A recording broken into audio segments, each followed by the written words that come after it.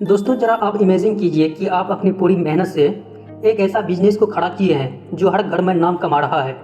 लोग आपकी कंपनी की तारीफ कर रहे हैं, लेकिन फिर अचानक एक ऐसा मोड़ आता है कि बिल्कुल ही सब कुछ बदल जाता है और वह बिजनेस जो कभी सबसे ऊपर था एक दिन पूरी तरह से खत्म हो जाता है। तो जरा सोचिए कि कैसा लगेगा। जी हाँ दोस्तों, यही हाल हुआ ब्लॉकबस्टर के साथ, जो कभी वीडियो रेंटल का बादशाह हुआ करता था, लेकिन एक छोटी सी गलती ने उसे बर्बाद कर दिया। तो दोस्तों आज हम आपको बताएंगे कि कैसे ब्लॉकबस्टर ने पूरी तरह से गिर गया और नेटफ्लिक्स ने उसे पीछे छोड़कर कैसे दुनिया की सबसे बड़ी स्ट्रीमिंग कंपनी बन गई। ये सिर्फ एक बिजनेस की कहानी नहीं है, बल्कि एक ऐसा सीख है जो हर किसी के काम आ सकती है। दोस्तों ये कहानी शुरू होती है साल 1997 से। उस वक्त इंटरनेट बिल्कुल धीरे धीरे पॉपुलर हो रहा था। उसी समय मार्क रेंडोल्फ और रीड हेस्टिंग्स दो दोस्त हुआ करते थे। वह दोनों को कुछ बड़ा और नया करने की चाहत थी। दोनों इंटरनेट पर बिजनेस करना चाहते थे, लेकिन सवाल ये था क्या उनके पास बहुत सारे आइडियाज़ थे, जैसे कि इंटरनेट पर पेड फूड बेचना या बेसबॉल बैट्स बेचना। लेकिन रीड को कुछ ऐसा ही करना था जिससे एक बार कस्टमर आए और फिर बार बार लौटकर उनके पास ही आए। मतलब एक ऐसा बिजनेस जिसे लोग बार बार इस्तेमाल करें।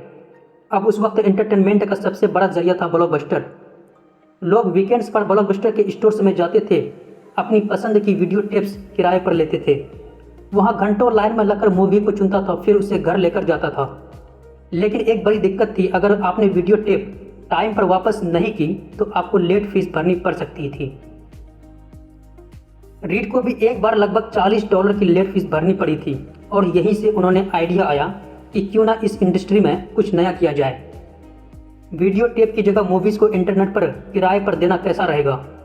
लेकिन यहाँ उनको एक और बड़ी समस्या थी। समस्या ये थी कि वीडियो टेप्स भारी होती थी और इन्हें पोस्ट करना काफ़ी महंगा पड़ता था। पर तभी मार्क और रीड को डीवीडी के बारे में कुछ पता चला। दरअसल डीवीडी वीडियो टेप्स के मुकाबले हल्की और सस्ती थी, जिससे इन्हें पोस्ट करना सस्ता और आसान होता था। उन्होंने सोचा अगर हम मूवीज़ को डीवीडी में डालकर कस्टमर्स को पोस्ट करें तो ये आइडिया चल सकता है। साथ में हम एक प्रीपेड रिटर्न इनवेलप भी भेजेंगे ताकि कस्टमर्स आसानी से डीवीडी वापस भेज सके। दोस्तों ये आइडिया जितना सिंपल था उतना ही कमाल का भी था। अब आइडिया तो बढ़िया था, लेकिन इसे शुरू करने के लिए पैसे भी तो चाहिए था। लेकिन वो दोनों के पास ज़्यादा पैसा नहीं था। जैसे तैसे उन्होंने एक छोटा सा ऑफिस सेटअप किया, जिसमें सस्ती फोल्डिंग टेबल्स और सेकेंड हैंड फर्नीचर रखा।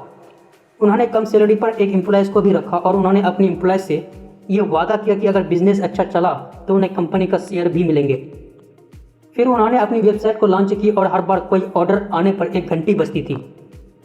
दोस्तों पहले ही दिन 137 ऑर्डर आए। ये उनकी उम्मीद से भी ज़्यादा थी, लेकिन अब असली काम शुरू हो चुका है।